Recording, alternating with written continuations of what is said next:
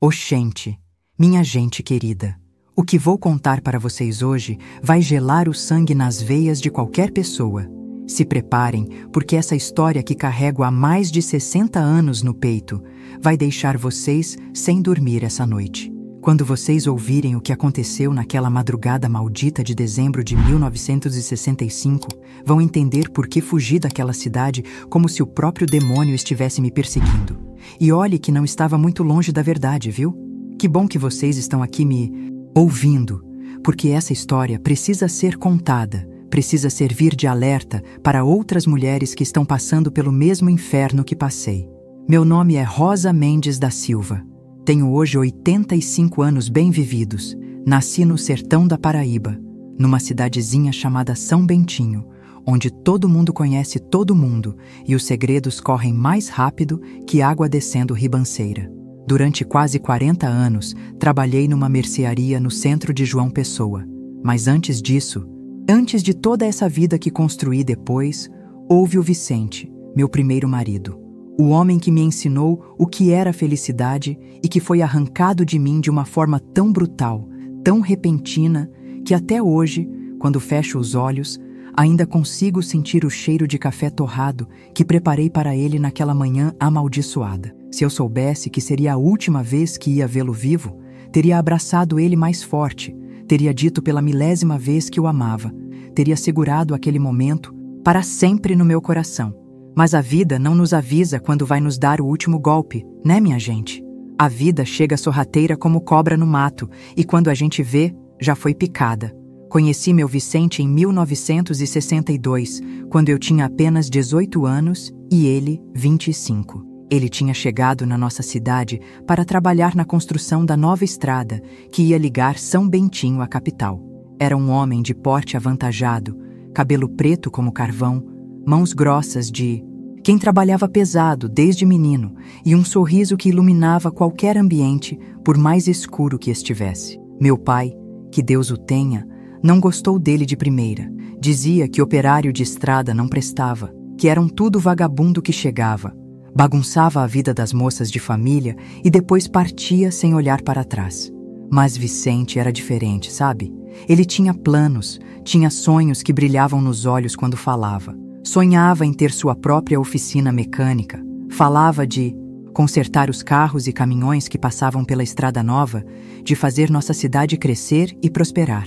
A gente namorava escondido por quase 2 anos, se encontrando depois da missa de domingo, trocando bilhetinhos através da minha prima Conceição, e às vezes ele dava uma passadinha disfarçada na venda do seu Manuel, onde eu ia comprar mantimentos para a mamãe.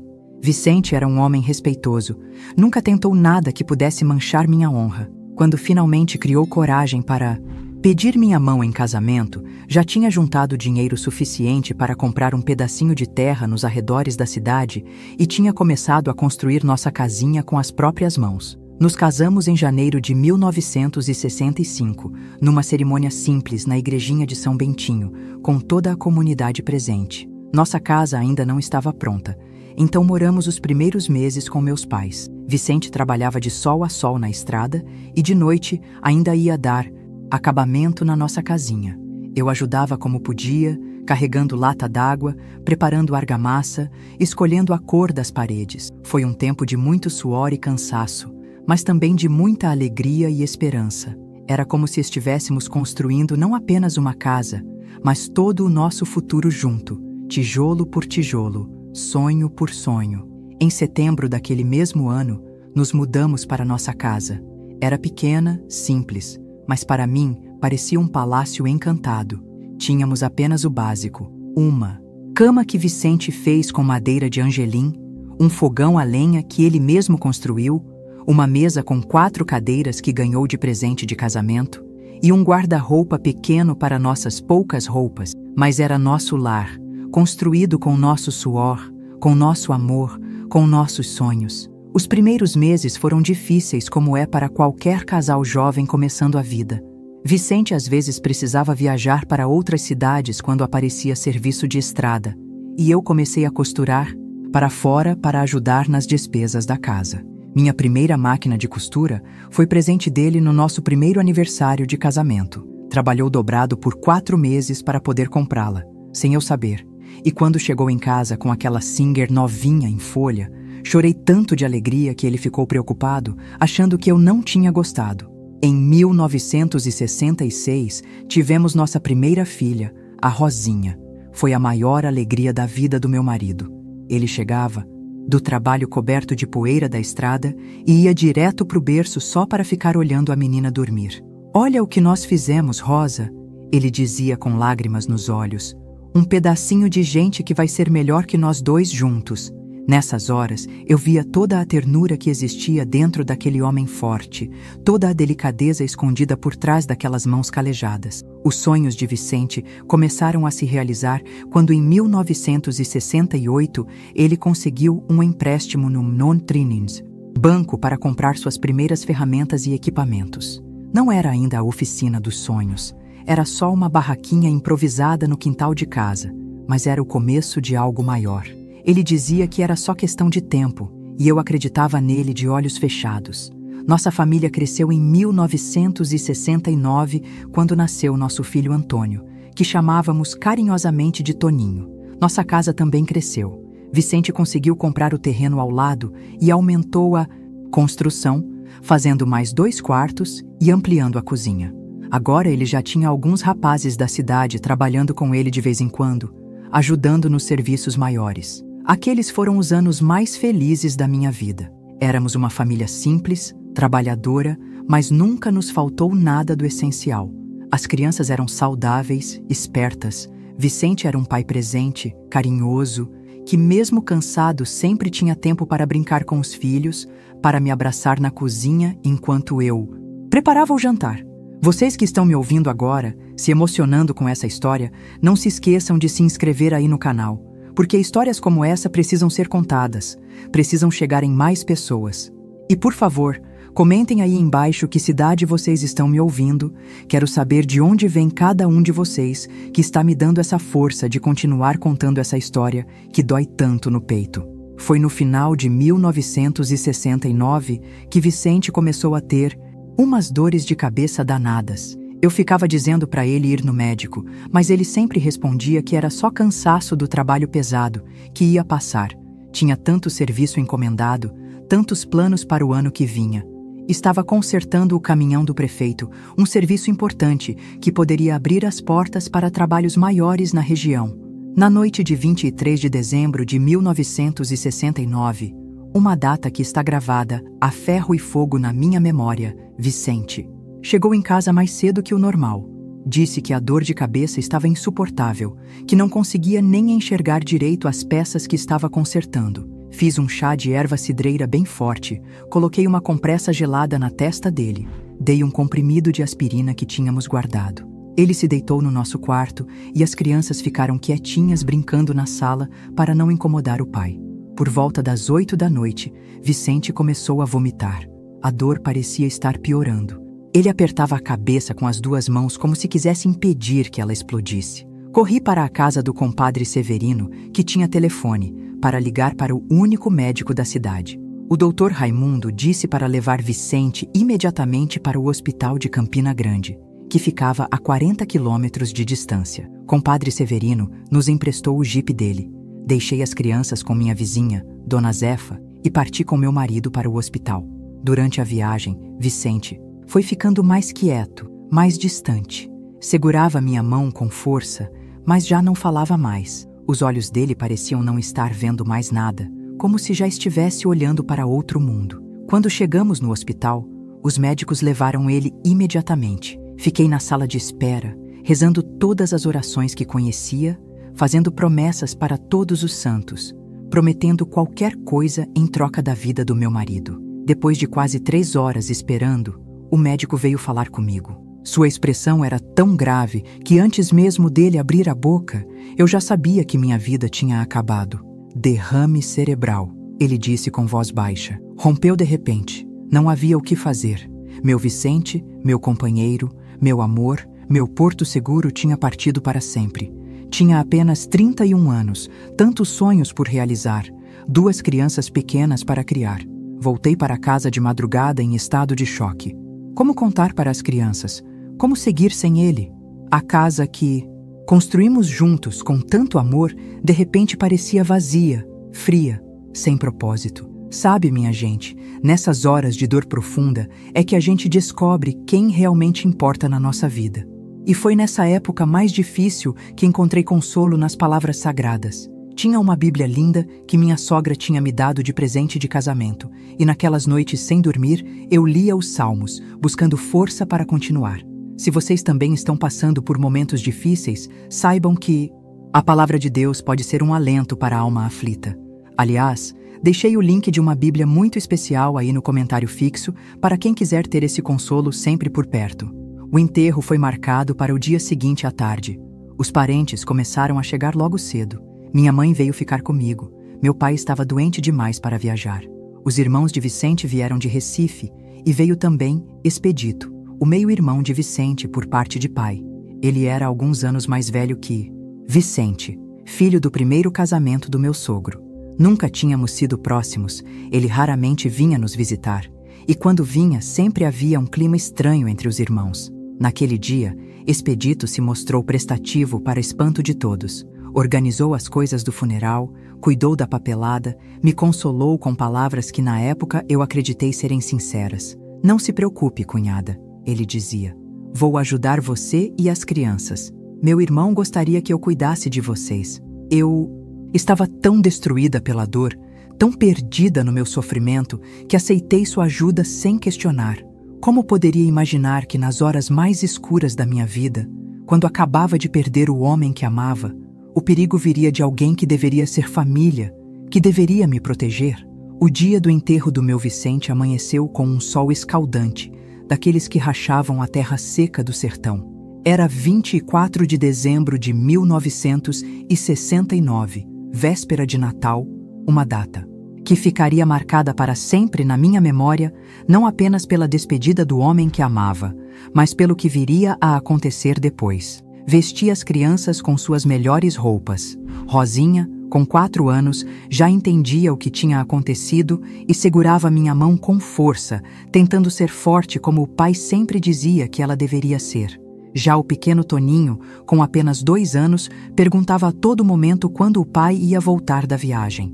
Cada pergunta era como uma faca atravessando o meu peito. O velório foi realizado na sala da nossa própria casa, como era costume na época. Os vizinhos ajudaram a reorganizar os móveis, trouxeram cadeiras extras, café, pão.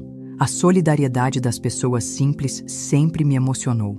Dona Zefa, nossa vizinha, assumiu a cozinha como se fosse sua, servindo café para os visitantes, enquanto o compadre Severino organizava o transporte para o cemitério.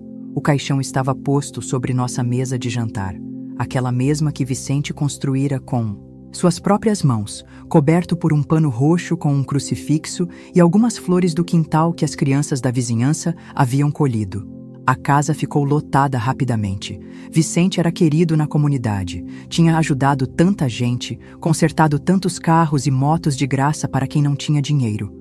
O padre Antônio chegou cedo, fez suas orações, tentou me confortar com palavras sobre vontade divina e planos de Deus que naquele momento soavam como insulto à minha dor.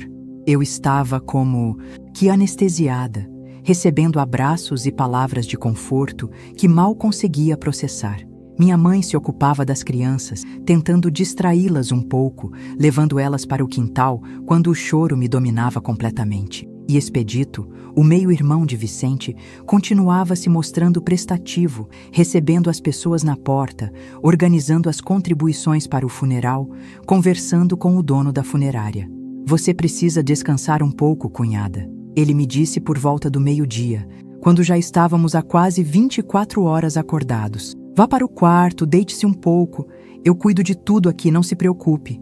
Relutei no começo, mas o cansaço era tanto, a dor tão profunda, que acabei cedendo. Fui para meu quarto, aquele que eu dividia com Vicente, e me sentei na cama.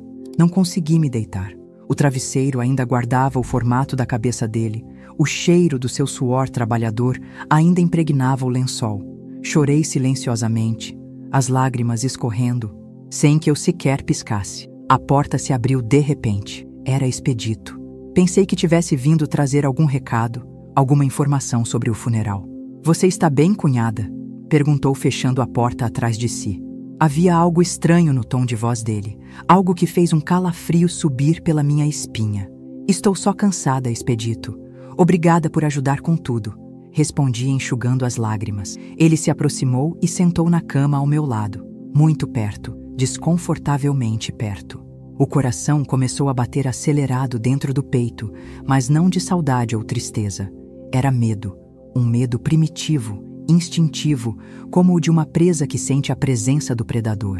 Pessoas vão precisar da sua ajuda, tentei dizer, mas minha voz saiu fraca, trêmula como folha no vento. Ninguém vai sentir minha falta por alguns minutos, respondeu ele colocando a mão no meu joelho. O toque queimou como ferro em brasa. Além disso, você vai precisar de um homem para cuidar de você e das crianças agora. Vicente gostaria que fosse eu. Tentei me levantar, mas ele agarrou meu braço com uma força que deixou marca roxa por dias. Seu rosto estava diferente agora. Uma expressão que nunca tinha visto antes. Um misto de desejo e ódio que gelou meu sangue nas veias. Me solte, Expedito. Isso não está certo. Seu irmão acabou de morrer. Implorei, tentando manter a voz baixa para não alarmar os convidados na sala. Meu meio-irmão, corrigiu ele com uma frieza que me assustou ainda mais. Aquele que sempre teve tudo, o favorito do papai, o queridinho da cidade, o homem de família perfeito. E eu? Eu sempre fui o bastardo, o filho da outra, o que nunca era, bom o suficiente. Enquanto falava, sua mão subia pela minha perna, seus dedos apertando minha carne com uma violência contida que me fez tremer de terror. Tentei empurrá-lo, mas ele era muito mais forte. Com um movimento brusco, ele me jogou contra a cama, seu corpo pesado esmagando o meu, sua respiração quente e fedorenta contra meu rosto. O cheiro de cachaça misturado com suor azedo me deu ânsias de vômito. Agora você é viúva, Rosa. Uma mulher sozinha com 2 crianças pequenas. O que vai fazer? Como vai sustentá-los? Ele rosnou no meu ouvido. Eu posso ajudar, sabe? Posso cuidar muito bem de vocês, mas você precisa ser boazinha comigo, entende? Suas mãos começaram a puxar meu vestido preto de luto, sua boca procurando a minha, enquanto eu virava o rosto, lágrimas de desespero e humilhação correndo pelo meu rosto como chuva de verão. Tentei gritar, mas ele cobriu minha boca com uma das mãos grandes e ásperas. O gosto de sal e graxa me fez engasgar. Grita, e eu conto para todo mundo que você me seduziu no dia do enterro do seu marido. Quem você acha que vão acreditar? Em mim, o irmão enlutado que só estava tentando consolar a cunhada? Ou em você, a viúva sem vergonha? Naquele momento de terror absoluto, ouvi a voz da minha filha do outro lado da porta. Mamãe, vovó está te procurando. A distração foi suficiente para que eu conseguisse empurrar Expedito com toda a força que consegui reunir no desespero. Ele perdeu o equilíbrio e caiu, ao lado da cama, batendo o cotovelo na quina do criado mudo.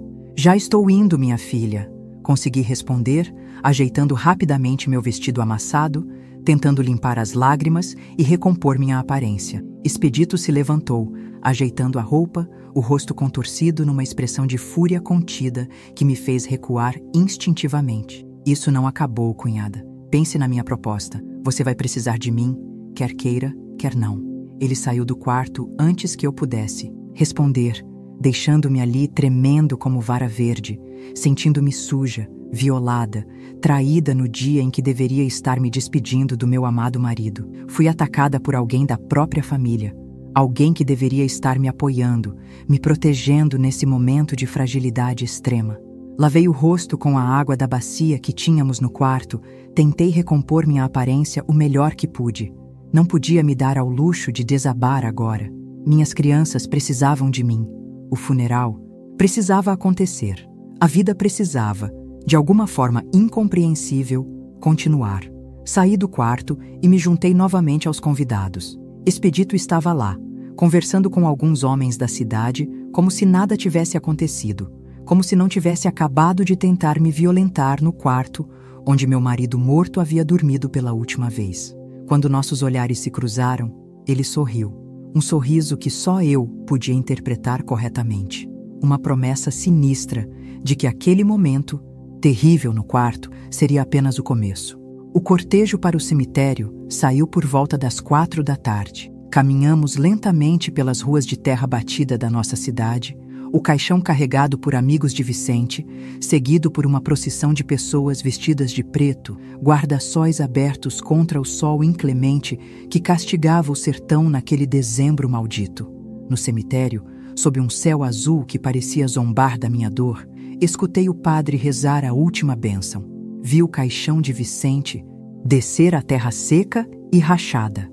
Joguei a primeira pá de terra sobre ele, como manda a tradição, e o barulho da areia batendo na madeira ecoou dentro do meu peito como um tambor fúnebre, anunciando o fim de tudo que eu conhecia como felicidade. Minhas crianças choravam abertamente agora, finalmente compreendendo a finalidade do que estava acontecendo. Abracei-as com força, como se pudesse protegê-las do mundo cruel que havia nos roubado Vicente e que naquele mesmo dia tinha roubado também a pouca dignidade que me restava. Durante todo o tempo, sentia os olhos de Expedito em mim, calculadores, pacientes, como um urubu esperando a carniça apodrecer para poder se fartar. A cerimônia acabou. As pessoas começaram a se dispersar, voltando para suas vidas normais, enquanto a nossa tinha sido despedaçada para sempre. Expedito se aproximou para se despedir, como se fôssemos uma família normal, como se nada tivesse acontecido naquele quarto. Estarei de volta amanhã para ajudar com os documentos, cunhada, disse ele em voz alta para que todos ouvissem sua falsa solidariedade. Então, baixando a voz para que só eu escutasse, acrescentou: e para continuarmos nossa conversa particular, você vai precisar de um homem na casa agora, Rosa. E esse homem vou ser eu. Naquela noite, depois que as últimas visitas partiram, depois que minha mãe finalmente conseguiu fazer as crianças dormirem, fiquei sozinha na cozinha da nossa casa. A casa que construímos com tanto amor agora parecia uma prisão, um lugar ameaçador, onde as sombras guardavam perigos que eu nem imaginava existir. Sentei-me à mesa, a mesma que horas antes sustentara o caixão de Vicente, e tomei a decisão mais difícil e mais importante da minha vida. Não poderíamos ficar ali. Expedito voltaria como prometera, e dessa vez eu poderia não ter a sorte de ser interrompida pela minha filha. Ele não pararia.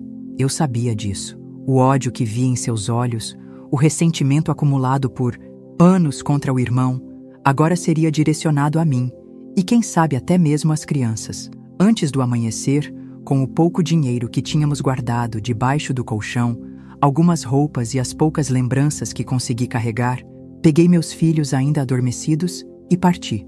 Deixei um bilhete para minha mãe, pedindo desculpas por partir assim, sem explicações adequadas, prometendo entrar em contato quando estivéssemos seguros.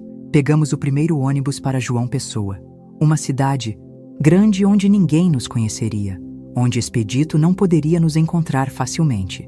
Uma cidade assustadora para uma mulher do interior com 2 crianças pequenas e o coração despedaçado, mas também uma cidade de oportunidades, de recomeços, de esperança. Longa jornada de sofrimento, luta e, eventualmente, uma redenção que eu jamais imaginei ser possível. O que eu não podia imaginar é que carregaria o peso daquele dia, o dia em que perdi Vicente e fui atacada no nosso próprio quarto, por décadas em silêncio, como um veneno lento que corroía minha alma dia após dia.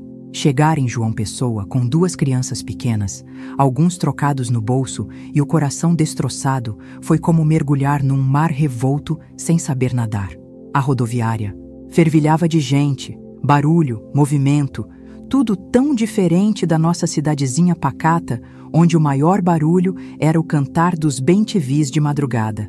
Rosinha agarrava minha mão com força, olhos arregalados diante daquele mundo novo e assustador. Toninho, ainda sonolento, choramingava no meu colo pedindo pelo pai. "Para onde vamos, mãe?" perguntou Rosinha, a vozinha pequena quase engolida pelo burburinho da estação. Engoli em seco. Para onde? Eu mesma não sabia. Primeiro vamos tomar um café e pensar.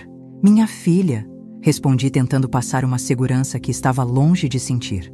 Encontramos uma lanchonete na própria rodoviária. Com o pouco dinheiro que tínhamos, pedi um café para mim e pão com manteiga e leite para as crianças. Sentados ali, cercados por desconhecidos apressados, tentei organizar meus pensamentos embaralhados pela dor e pelo medo. Tinha cerca de 200 cruzeiros comigo, todas as economias que Vicente e eu guardávamos numa lata de biscoitos escondida no guarda-roupa. Não duraria muito tempo. Uma senhora de idade, percebendo meu desamparo, sentou-se à mesa ao lado e puxou conversa. Havia algo naqueles olhos bondosos, emoldurados por rugas profundas, que me deu coragem para contar parte da verdade. Acabei de chegar do interior com meus filhos. Meu marido faleceu e precisávamos de um novo começo, expliquei, a voz embargada. A senhora, que se apresentou como Dona Edith, apertou-me a mão com compaixão. Está procurando onde ficar. Conheço uma pensão barata e decente no bairro Torre. A dona é minha comadre. Posso apresentá-la. Aquela oferta inesperada de ajuda foi como um fio de esperança em meio ao desespero total. Dona Edith nos levou até a pensão da Dona Francisca, uma casa grande e antiga, convertida em quartos de aluguel, principalmente para estudantes e trabalhadores solteiros. Por misericórdia, ou talvez pelo olhar suplicante da amiga, Dona Francisca nos ofereceu um quartinho, minúsculo nos fundos, junto à área de serviço. Não é o ideal para crianças, explicou ela, mas é o que posso oferecer por enquanto. O aluguel é mais barato e você pode ajudar na lavanderia para abater no valor. O quarto era do tamanho de um armário.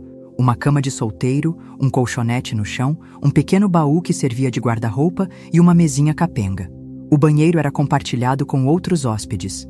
Nada comparado à nossa casinha construída com tanto amor em São Bentinho.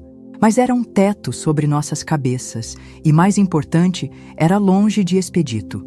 Nos primeiros dias, me debatia entre o luto pelo marido e o trauma do abuso sofrido. Acordava sobressaltada no meio da noite, sentindo o peso do corpo de Expedito sobre mim, sua respiração fedorenta no meu rosto. Nessas horas, abraçava Toninho, que dormia comigo na cama estreita, e chorava silenciosamente para não acordá-lo. Rosinha, tão pequena ainda, assumiu uma postura protetora que partia meu coração. "Não chora, mamãe", dizia ela deitada no colchonete ao lado da cama. "Papai está olhando por nós lá do céu." Durante o dia, trabalhava na lavanderia da pensão, esfregando lençóis e toalhas em tanques enormes, estendendo-os no varal do quintal, passando-os com ferros pesados aquecidos no fogão a lenha. Meus dedos ficavam enrugados e rachados pelo sabão de cinza. Minhas costas doíam do esforço repetitivo, mas cada dor física parecia insignificante comparada à dor que carregava na alma. Dona Francisca permitiu que as crianças ficassem na cozinha da pensão durante o dia, onde a cozinheira, uma mulher forte chamada Mercês, as alimentava com as sobras das refeições dos hóspedes e as entretinha com histórias enquanto trabalhava. Rosinha logo começou a frequentar a escola pública do bairro, mas Toninho ainda era pequeno demais. Após 4 meses na pensão, senti que precisávamos de algo mais. O trabalho na lavanderia mal cobria nosso aluguel. E precisávamos de dinheiro para comida, roupas, material escolar. Foi Mercês quem sugeriu a costura. "Tu não disse que costurava no interior, menina?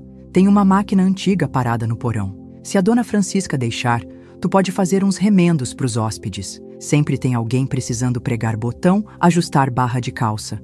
A máquina era um modelo antigo, bem diferente da minha Singer que ficara para trás, mas funcionava, e minhas mãos lembravam do ofício. Comecei fazendo pequenos reparos para os hóspedes da pensão, trocando zíperes, remendando rasgos, encurtando calças. Logo a notícia se espalhou pela vizinhança e comecei a receber encomendas. Um dos hóspedes, seu Genivaldo, era vendedor ambulante e me trouxe retalhos de tecidos bonitos de Recife. Com eles, costurei algumas roupinhas para Toninho, e quando saía com ele na rua, as outras mães perguntavam onde eu havia comprado. Assim nasceu meu pequeno negócio de roupas infantis, peça por peça, luta por luta. Nesse meio tempo, escrevi para minha mãe uma carta breve, sem muitos detalhes, apenas dizendo que estávamos bem e seguros em João Pessoa, que as crianças sentiam falta dela, mas que ainda não era hora de voltar. Pedi que não contasse a ninguém, especialmente a Expedito, onde estávamos. Não mencionei o ocorrido no quarto. Não tinha coragem, não tinha palavras. A resposta de minha mãe veio semanas depois, trazida por um caminhoneiro que fazia o trajeto entre nossa cidade e a capital. Ela escreveu que Expedito Havia procurado por nós, furioso com nossa partida repentina. Inventara histórias, dissera que eu havia roubado o dinheiro de Vicente que pertencia à família, que era uma viúva ingrata que não respeitava o luto. Minha mãe, me conhecendo, não acreditou numa palavra, mas me alertava que ele continuava procurando. Esse aviso reacendeu meu medo. Durante meses não saí do perímetro da pensão e arredores, temendo encontrá-lo a qualquer momento. À noite, trancava a porta do nosso quartinho, com cadeira, cômoda, tudo que podia empurrar contra ela. O menor barulho me fazia sobressaltar. Rosinha começou a ter pesadelos, sentindo meu medo constante. Certa vez, em 1971, quase 2 anos após nossa chegada, tive certeza de ter visto o Expedito na feira de Tambiá. Larguei as compras, agarrei Toninho no colo e corri de volta para a pensão, o coração quase saindo pela boca. Passei dias sem sair, mandando Rosinha para comprar o essencial, vivendo como uma prisioneira do próprio medo. Esse medo constante, somado ao luto e às dificuldades financeiras, me levou a um estado de depressão profunda. Emagreci tanto que minhas roupas pareciam pertencer a outra pessoa. Dormia pouco, comia menos ainda. Sorrir era um esforço consciente que fazia apenas quando as crianças olhavam. Mercês, percebendo meu estado, me levou ao terreiro de umbanda que frequentava. Não é bom carregar espírito pesado assim, menina. Mãe Iaiá vai te ajudar. Relutei, inicialmente. Éramos católicos praticantes em São Bentinho, mas o desespero não escolhe caminhos. Mãe Iaiá, uma senhora imponente vestida de branco, me recebeu com um abraço tão apertado, tão genuíno, que desmoronei em lágrimas nos seus braços. Pela primeira vez desde o ocorrido, contei a alguém o que Expedito havia feito. As palavras saíam entrecortadas por soluços, a vergonha queimando meu rosto como ferro em brasa. Mãe Iaiá ouviu tudo em silêncio, segurando minhas mãos entre as suas. Filha, disse ela finalmente, a vergonha não é sua para carregar. É dele. Você não fez nada de errado. Nada. Ouviu bem? Foi vítima 2 vezes, da morte que levou seu marido e da maldade que habita o coração daquele homem. Se vocês chegaram até aqui nessa história, por favor, se inscrevam no canal e compartilhem com alguém que precisa ouvir isso. Comentem aí embaixo se vocês conhecem alguma mulher que passou por algo parecido, porque essa história precisa chegar em quem mais precisa. E me digam, vocês acham que eu fiz certo em fugir ou deveria ter enfrentado desde o começo? Quero saber a opinião de vocês. Sarar com o tempo, filha. Não completamente. Algumas feridas deixam cicatrizes para nos lembrar do que sobrevivemos. Mas você vai ficar forte de novo, por você e por seus filhos. Voltei para a pensão mais leve, como se um peso tivesse sido parcialmente removido dos meus ombros. Não estava curada, longe disso, mas havia dado o primeiro passo, quebrar o silêncio, ainda que para uma única pessoa. O tempo passou como sempre passa, indiferente às nossas dores. 1972, 73, os dias se transformavam em semanas, meses, anos. Meu pequeno negócio de costura cresceu o suficiente para alugarmos um cômodo maior na mesma pensão. Rosinha era uma excelente aluna, sempre entre as primeiras da classe. Toninho começou a frequentar a escola também, um menino esperto que herdara o sorriso largo do pai. Em 1975, consegui alugar uma pequena sala comercial na rua de trás, onde instalei meu ateliê de costura. Confecções. Rosa, dizia a placa simples na porta. Não era nada grandioso, mas era meu, fruto do meu trabalho, da minha persistência. Contratei uma ajudante, a jovem Cida, filha de uma vizinha que tinha talento com a agulha. Mas apesar das melhorias materiais, por dentro continuava quebrada. Evitava relacionamentos, desconfiava de qualquer homem que se aproximasse com intenções além da amizade. Quando algum cliente ou conhecido demonstrava interesse, inventava desculpas, dizia que ainda amava meu falecido marido, o que não deixava de ser verdade, que dedicava minha vida aos filhos. A verdade era que o toque de um homem me causava pânico instantâneo. Flashbacks do que acontecera naquele quarto me assaltavam nos momentos mais inesperados. Preparando o jantar, costurando um vestido, penteando o cabelo de Rosinha. O cheiro de suor masculino num ônibus lotado era suficiente para me fazer descer no ponto seguinte, nauseada e trêmula. O medo de expedito também persistia, embora com menos intensidade. Evitava visitar nossa cidade natal, mesmo quando soube da doença de minha mãe em 1976. Mandei dinheiro para seu tratamento, mas não tive coragem de ir vê-la. Quando ela faleceu no ano seguinte, o remorso por não ter me despedido somou-se ao peso que já carregava. Foi nesse período que comecei a ter problemas de saúde. Enxaquecas frequentes, dores de estômago que nenhum remédio aliviava, insônia crônica. O médico do posto de saúde disse que era nervoso, receitou calmantes que me deixavam zonza e incapaz de trabalhar. Abandonei-os após algumas semanas. "Mãe, você precisa conversar com alguém", insistia Rosinha, agora com 16 anos, já percebendo que havia algo além do luto na minha tristeza constante. A professora de português disse que tem médicos que tratam dos problemas da cabeça, não só do corpo. Psicólogos eram raros naquela época, especialmente acessíveis a pessoas de poucos recursos como nós. Além disso, o estigma era grande. "Médico de louco", diziam as pessoas. Mas a preocupação crescente dos meus filhos, somada ao agravamento dos sintomas físicos, me fez procurar ajuda. Foi através de um programa social da igreja que encontrei a doutora Marlene, uma das poucas psicólogas que atendia gratuitamente na periferia. Uma mulher de meia idade, olhos gentis por trás de óculos grossos, que me ouvia com uma atenção que eu jamais havia experimentado. Nas primeiras sessões falei apenas da morte de Vicente, das dificuldades de criar os filhos sozinha, da saudade da minha cidade. Mas doutora Marlene, com sua escuta atenta, percebia que havia algo mais. "Dona Rosa, há algo que a senhora ainda não me contou, algo que parece pesar muito", disse ela certo dia, após eu relatar mais uma noite de pesadelos. E então, como uma represa que se rompe, as palavras jorraram. Contei tudo: o funeral, o quarto, as mãos ásperas de expedito, o hálito de cachaça e cigarro, as ameaças, a fuga desesperada. Chorei como não chorava há anos, soluços profundos que pareciam vir do fundo da alma. Doutora Marlene não demonstrou choque ou julgamento, apenas compaixão.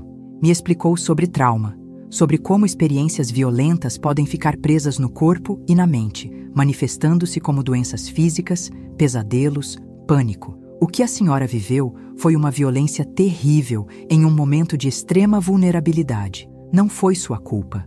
Nada disso foi sua culpa. Aquelas palavras, "não foi sua culpa", ecoaram dentro de mim como sino de igreja. Quantas vezes eu não havia me culpado por ter ido descansar no quarto, por não ter gritado mais alto, por ter fugido em vez de denunciar. A vergonha e a culpa haviam sido minhas companheiras constantes por anos.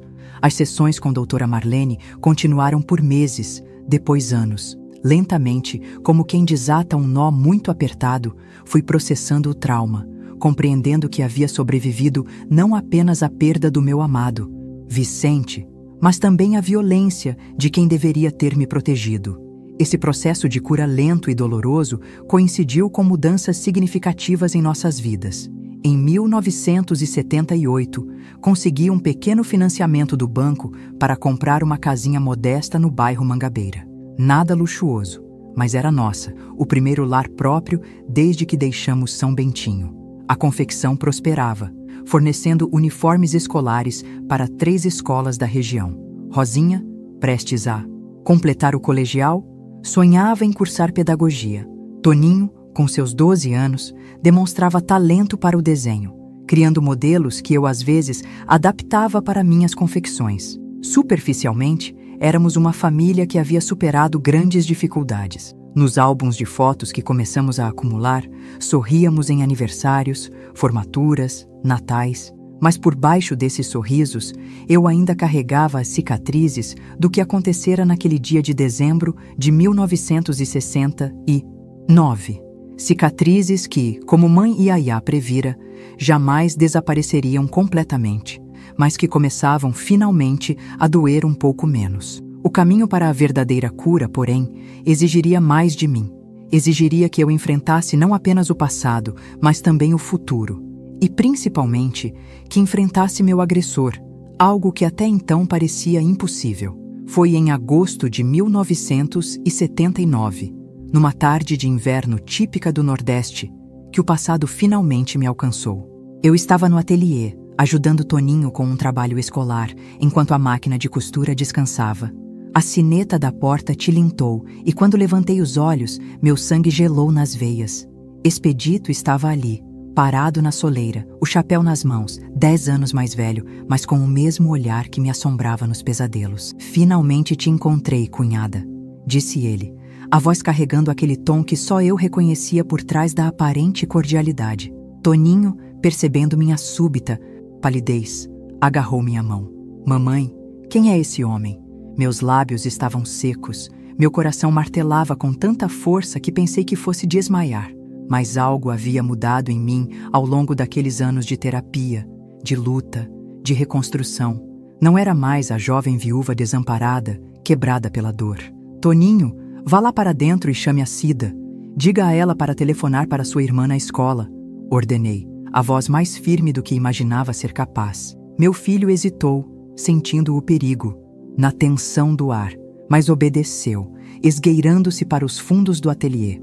Expedito fechou a porta atrás de si, o sino tilintando novamente como um alerta de tempestade. "Bonito lugar que você montou aqui, Rosa", prosperando enquanto deixou todo mundo para trás, até sua própria mãe, que morreu chamando seu nome. A menção à minha mãe foi como uma facada.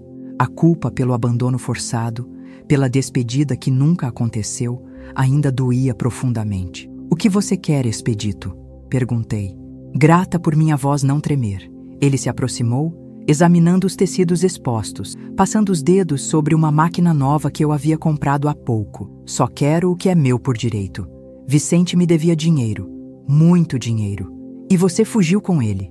Era mentira, é claro. Mais uma das muitas mentiras que ele construíra para justificar sua perseguição, seu ódio. "Vicente não te devia nada, e mesmo se devesse, já se passaram 10 anos. Por que agora?" Ele sorriu aquele sorriso, torto que fazia meu estômago revirar. "Porque agora você tem algo a perder, não é? Um negócio próprio, uma casinha, aquele menininho bonito que acabou de sair. Quantos anos ele tem? 12? 13? Idade interessante." A ameaça velada ao meu filho despertou algo primitivo dentro de mim.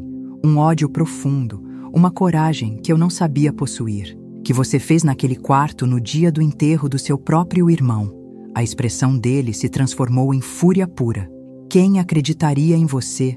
Uma viúva que abandonou a família, que fugiu como uma criminosa? Eu acreditaria nela." A voz de Rosinha soou da porta dos fundos. Minha filha, agora com 17 anos, alta e forte como a avó, encarava o tio com um misto de confusão e determinação. Atrás dela estavam Cida e Toninho, olhos arregalados. "Rosinha", disse Expedito tentando recuperar a compostura. "Você cresceu, menina. Sou seu tio Expedito, irmão do seu pai. Eu sei quem você é", respondeu Rosinha, aproximando-se para ficar ao meu lado. "E sei que está perturbando minha mãe. Quero que você saia." Expedito olhou de mim para Rosinha, percebendo que a situação havia mudado completamente. Não era mais o predador encurralando uma presa fácil.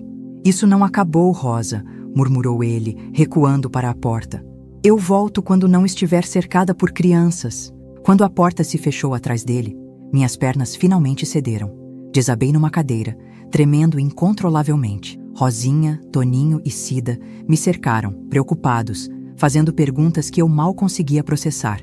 Naquela noite, depois que Toninho adormeceu, sentei-me com Rosinha na cozinha de nossa pequena casa. O relógio de parede marcava quase meia-noite quando finalmente encontrei coragem para contar a verdade à minha filha. "No dia do enterro do seu pai", comecei, a voz quase inaudível. Narrei tudo, cada detalhe doloroso que havia guardado por 10 longos anos. A cada palavra, sentia um peso se erguendo dos meus ombros, mas via também a dor e a raiva crescerem nos olhos da minha filha. "Por que nunca me contou, mãe?", perguntou ela quando terminei, lágrimas silenciosas escorrendo pelo rosto jovem que tanto lembrava Vicente. "Vergonha, medo, culpa. Queria proteger você e seu irmão. Vocês eram tão pequenos. Rosinha segurou minhas mãos com força. Vamos à polícia amanhã. Ele precisa pagar pelo que fez. Balancei a cabeça, exausta. Filha, já se passaram 10 anos. Não há provas. É minha palavra contra a dele. E naquela época, essas coisas eram ainda mais abafadas do que são hoje. Então o que vamos fazer? Esperar que ele volte? Ameaçar você de novo? Ou pior, fazer algo com o Toninho? A menção a essa possibilidade fez meu coração apertar. Não, eu não permitiria que a história se repetisse. Não com meus filhos. Na manhã seguinte, fui ao consultório da doutora Marlene fora do meu horário habitual. Contei sobre a visita de Expedito, sobre a conversa com Rosinha, sobre meu medo renovado. Rosa, disse ela, usando meu primeiro nome como raramente fazia. Chegou a hora de você decidir. Continuar fugindo ou enfrentar isso de uma vez por todas. Como? Perguntei, genuinamente perdida. A justiça não funciona para mulheres como eu.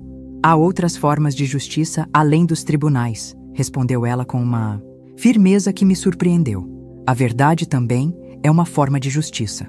Naquela tarde, tomei uma decisão que mudaria o curso das nossas vidas. Chamei Rosinha e Toninho para uma conversa séria. Vamos voltar para São Bentinho, anunciei. Preciso enfrentar o passado para que possamos ter um futuro em paz. A viagem foi marcada para o final de semana seguinte. Deixei Cida encarregada do ateliê e, com o coração pesado, mas resoluto, embarcamos no ônibus para nossa cidade natal, que não visitávamos desde aquela fuga desesperada em 1969. A cidade havia mudado pouco. As mesmas ruas de terra batida, a igrejinha onde Vicente e eu nos casamos, a praça onde nos encontrávamos secretamente durante o namoro. Cada esquina guardava memórias que me assaltavam como ondas do mar. Nossa antiga casa ainda estava lá, agora ocupada por outra família. Parei em frente por alguns minutos, contemplando silenciosamente a varanda onde Vicente e eu planejávamos nosso futuro nas noites quentes de verão. Ficamos hospedados na casa de tia Carmela, irmã de minha mãe, a única familiar com quem mantive contato mínimo ao longo dos anos. Embora surpresa com nossa visita repentina, ela nos recebeu com lágrimas de alegria, especialmente ao ver como as crianças haviam crescido. Você vai ao encontro da Irmandade de Nossa Senhora amanhã à tarde? Perguntei casualmente durante o jantar. Tia Carmela confirmou com a cabeça. Toda quinta-feira, como sempre. Por quê? Quer vir comigo? Quero.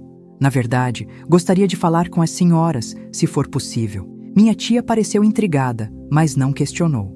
A Irmandade reunia as mulheres mais influentes da cidade, esposas de comerciantes, professoras, viúvas respeitadas, incluindo a esposa de Expedito, Dona Nalva, uma senhora severa que comandava a Irmandade com mão de ferro.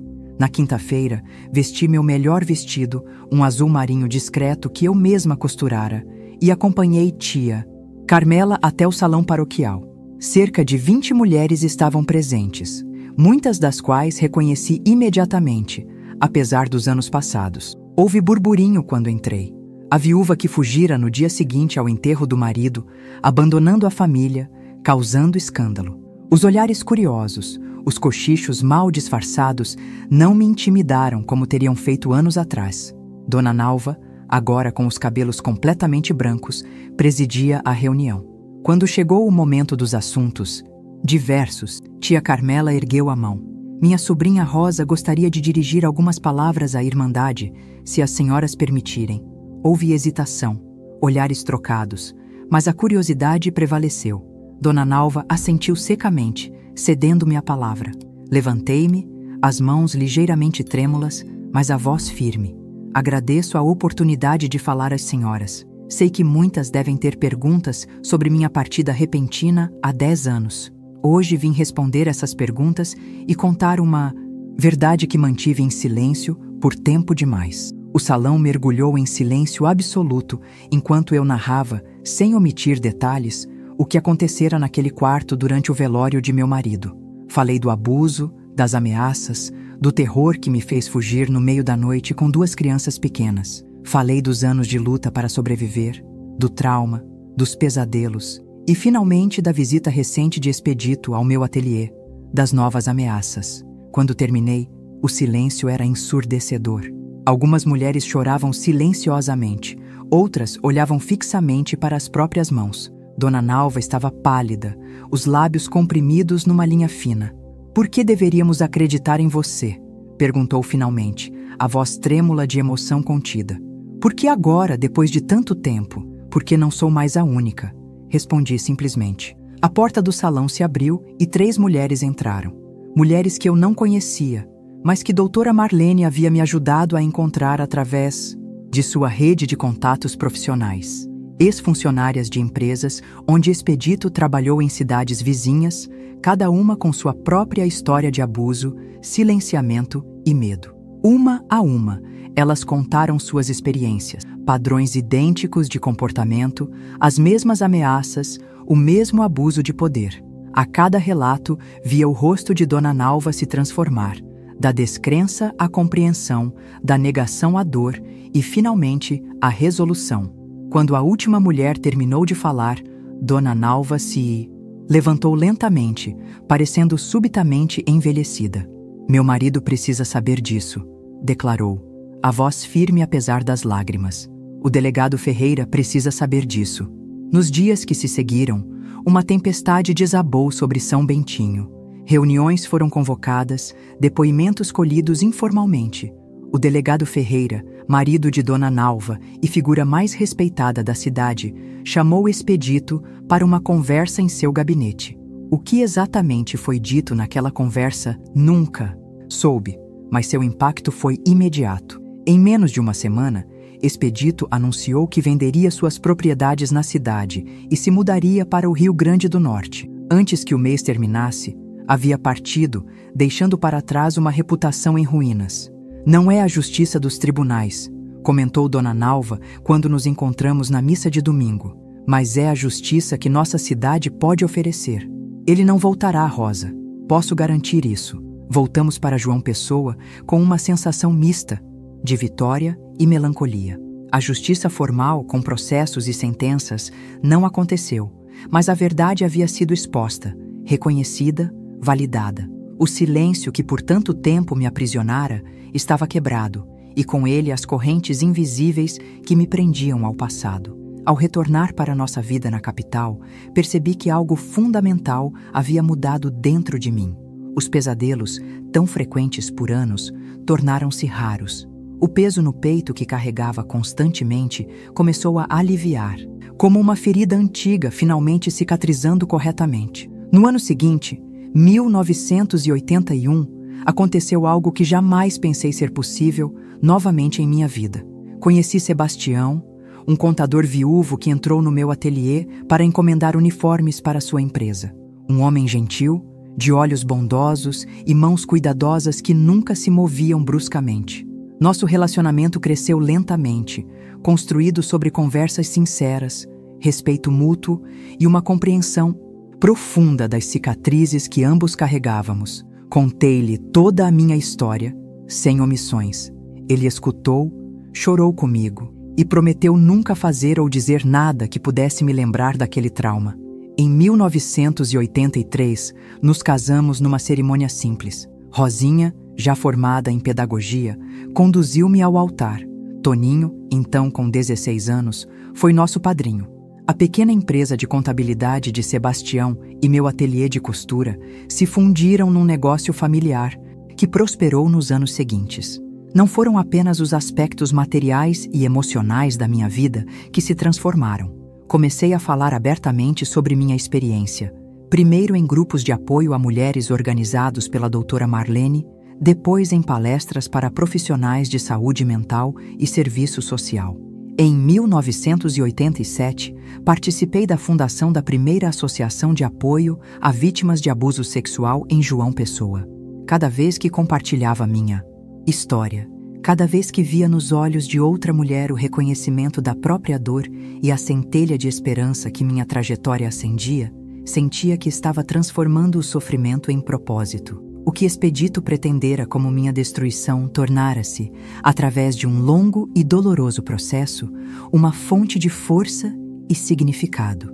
Hoje, Olhando para trás do alto dos meus 85 anos, vejo uma vida marcada por perdas inimagináveis, mas também por ganhos igualmente extraordinários. Meus filhos cresceram fortes e íntegros, apesar das adversidades. Rosinha, seguindo os passos do pai em certo sentido, tornou-se uma educadora respeitada, construindo pontes de conhecimento entre gerações.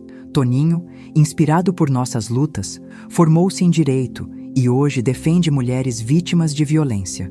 A dor nunca desaparece completamente. Há dias em que as lembranças retornam nítidas, como fotografias recém-reveladas. O rosto de Vicente jovem e sorridente, construindo nossa casa com as próprias mãos. O peso esmagador do corpo de Expedito sobre o meu no dia mais vulnerável da minha vida. A sensação de desamparo ao chegar em João Pessoa com 2 crianças pequenas e o coração despedaçado. Mas aprendi que nossa história não é definida apenas pelos nossos momentos mais sombrios. É também moldada por nossa capacidade de seguir adiante, de reconstruir, de transformar o sofrimento em sabedoria e compaixão. É isso que tento ensinar às mulheres, jovens que hoje me procuram, buscando conselhos ou simplesmente uma ouvinte que possa compreender sua dor. Não permita que a violência que sofreu determine quem você é, digo a elas. Permita que ela revele quem você pode se tornar. Quando olho para minhas mãos hoje, enrugadas e marcadas pelo tempo, vejo nelas a história da minha vida. Mãos que costuraram tecidos e sonhos, que secaram lágrimas de dor e de alegria, que seguraram filhos e netos, que escreveram cartas e depoimentos, que se ergueram em protestos e se juntaram em orações. Mãos que um dia tremeram de medo, mas que aprenderam a se erguer em defesa própria e de tantas outras. Essa é minha história. Uma história de perda, sim, mas também de encontro. De trauma, sim, mas também de cura. De violência, sim, mas acima de tudo, de superação.